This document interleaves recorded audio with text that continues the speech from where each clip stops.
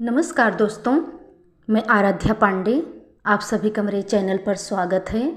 तो दोस्तों, आज मैं आपके लिए एक बहुत ही प्यारा महाशिवरात्रि का भजन लेके आई हूँ, तो ज़रूर सुनिएगा।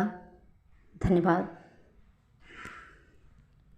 गौरा बियाही लई आए सखी शिव, गौरा बियाही लई आए, गौरा बियाही लई आए सखी शिव, गौरा बियाही लई आए, गौरा बियाही लई आए सखी शिव, गौरा बियाही लई आए। ऋषि मुनि नारद मोद मनावे, ऋषि मुनि नारद मोद मनावे, खुशी मन न समाये, खुशी मन न समाये सखी शिव, गौरा बियाही लई आए, गौरा बियाही लई आए सखी शिव, गौरा बियाही लई आए, गौरा बियाही लई आए सखी शिव, गौरा बियाही लई आए।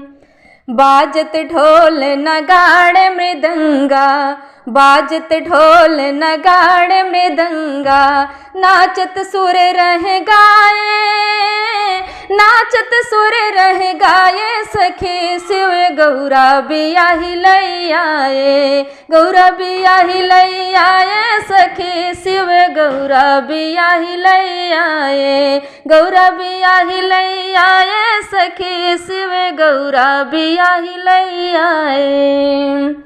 आज के दिन जो ध्यान करते हैं, आज के दिन जो ध्यान करते हैं, मन भावन फल पाए, मन भावन फल पाए सखी शिव, गौरा बियाही लई आए, गौरा बियाही लई आए सखी शिव, गौरा बियाही लई आए, गौरा बियाही लई आए सखी शिव, गौरा बियाही लई आए, गौरा बियाही लई आए सखी शिव, गौरा बियाही लई आए।